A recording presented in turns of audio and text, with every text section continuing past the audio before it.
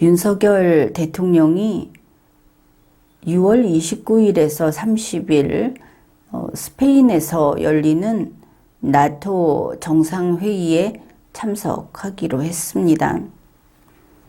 여기에 대해서 왜 러시아가 싫어하는, 거기에 가게 되면 이제 러시아하고 적대적이라는 것을 공개하는 그런 행보가 될 텐데 거기를 왜 갔느냐 하는 이런 아주 나름대로 그 주관적인 주장을 해가면서 반대하는 사람들이 더러 있습니다. 윤석열 대통령이 나토 정상회의에 참석하는 것은 나토 회원국도 아니면서 왜 참석을 하는가? 아직도 이렇게 말하는 사람들도 있습니다. 그런데 그것은 사실과 좀 다릅니다. 6월 초순에 이런 이야기가 나왔습니다.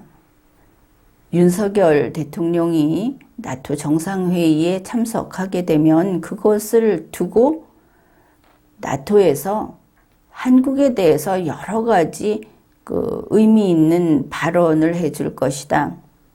그러니 현재 한국의 이런 안보 상황이라든지 하는 이런 것과 관련해서 정치적 선언을 해줄 것이다. 그리고 이건 아주 가치가 큰 거다. 이런 말이 있었습니다. 왜냐하면 유럽연합이나 그 개별 나토 국가들 또 다른 미국 동맹국들 거기에 더해서 나토 전체가 북한과 그 북한을 편드는 나라들에 대해서 자유국가 대한민국을 위협하는 것은 용납하지 않겠다. 이런 신호를 보내는 것은 대단히 가치 있고 북한에게 아주 큰 압박이 될 것이라는 뜻입니다. 그리고 나토는 바로 이러한 선언을 이미 했습니다. 북한의 비핵화 이것도 요구를 했습니다.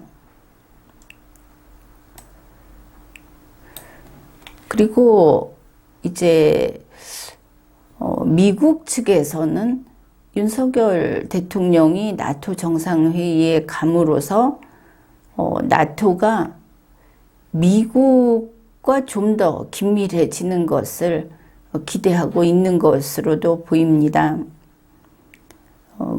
물론 지금 나오고 있는 것처럼 나토에서 유사시에 한국을 돕고 나설 것이다 하는 것은 여기는 좀 복잡한 내용이 있습니다. 한반도에 한미연합사령부가 계속 있는 한은 나토는 아무래도 2순위, 3순위가 될 것이기 때문입니다. 나토가 여기에 끼어들기는 어렵다 하는 것이죠. 그런데 만일 잘못 가서 한국 정부가 일을 잘못하거나 미국 정부가 방향을 틀어서 한미연합사령부가 한국을 떠나는 그런 일이 생겼을 때는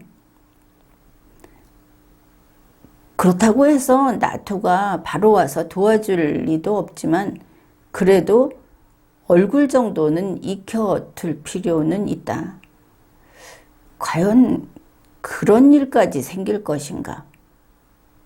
이러면서도 나토 쪽에 마음이 가는 것은 사실입니다. 그런데 나토에서 윤석열 대통령을 초청을 한 것은, 거기 참석하게 한 것은 그쪽에서 원하는 바가 있어서 그렇다. 이것을 알 수 있습니다.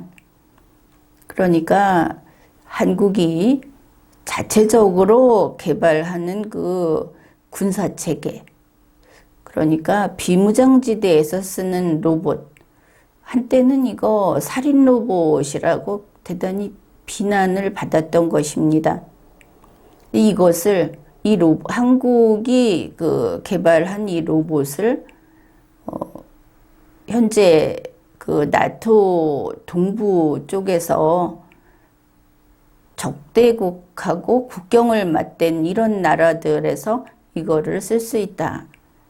무엇을 바라는지 알 수 있는 것이죠. 그 다음에 또 하나는 우리 한국이 군사적인 면에서 지금 기대를 받고 있는 것은 사이버 방어의 전문성이 있다. 그게 일단은 북한에 대한 것이 가장 크다 이렇게 보입니다.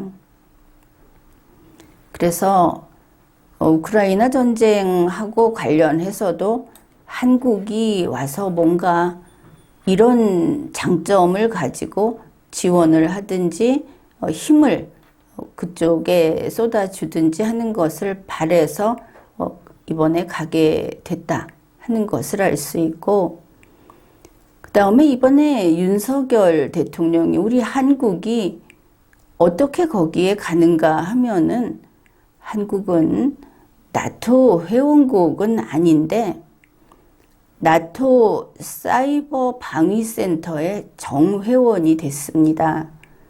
그것이 아시아 국가로는 최초로 된 사례라고 합니다. 바로 북한의 사이버 위협에 대해서 한국이 잘 대처하고 있고, 한국의 이런 그들이 북한을 모르고 이런 거에 비해서 한국은 북한을 잘 알고 잘 대처하고 있다는 이런 면에서 사이버 방위센터 여기에 정회원으로 받아준 것을 알 수 있습니다. 북한이 핵을 가지고 위협하는 것만큼이나 현실적으로 전 세계의 재산, 이것을 훔쳐가는, 빼앗아 가는 것이 바로 해킹이라든지 사이버 공격, 또 이런 가상화폐 같은 거, 또 직접 관공서라든지 은행 이런 곳을 공격하기도 하고, 이렇게 아주 치명적인 해를 가하고 있기 때문에 그래서 한국의 역할이 기대되고 있다. 그런 것을 알 수 있습니다.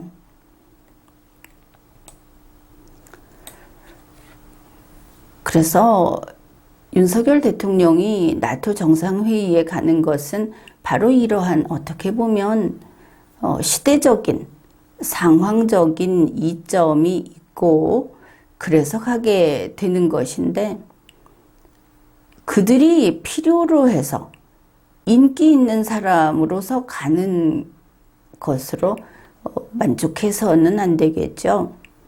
우리 대한민국의 운명이 너무나 지금 위급한 상황이고, 그렇기 때문에 윤석열을 만일 손톱만치 필요로 한다고 하면은 거기에 가서 윤석열 대통령은 그들이 한국을 기억하고 한국을 지켜야 하겠다고 하고 한국을 살리는데 이렇게 협조하겠다 하는 약속을 받아와야 하는 겁니다.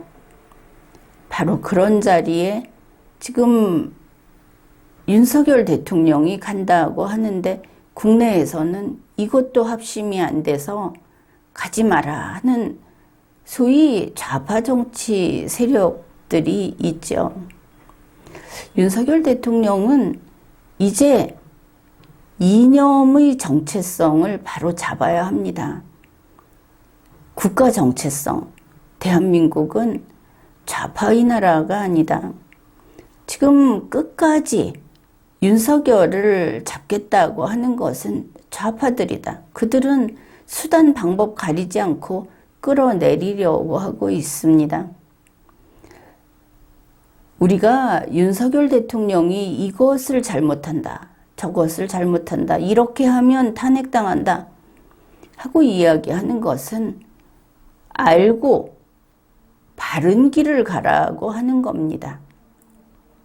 그런데 좌파 정치 세력은 이념적인 투쟁을 합니다. 그것을 바른 길을 가라고 하는 것이 아니고 바로 그런 짓을 했으니까 당장 끌어내리자고 하고 있는 겁니다. 올해 내로 대규모 촛불 시위를 해서 1년이 되기 전에 끌어내리겠다는 목표를 세워놓고 있습니다. 그렇기 때문에 나토 정상회의 가는 것을 역대 대통령 중에 내가 첫째니 둘째니 하고 으쓱해 할 일이 아니고, 지금까지 윤석열 대통령은 무념무상으로, 사실 윤석열 대통령이 무능한 사람이었다고 생각하지는 않습니다. 다만 대통령으로서, 행정공무원으로서 일을 하기에는 너무나 준비가 안 돼 있었고, 단지 선거만 치르면 될 것이라는 그런 생각으로 선거가 끝나고 나서 사치를 하고, 그리고 주단을 깔아놓고 권력을 누리기에 정신이 없었다. 누가 그렇게 하도록 두었을까? 그 길은 죽는 길인데, 나토에 김건희 여사 같이 간다 이렇게 이야기를 하면서 김건희 여사가 나토 정상회의에 참가한다, 이런 정신 나간 그 언론 브리핑을 하는 대통령실, 이래서는 얼마 못 갑니다.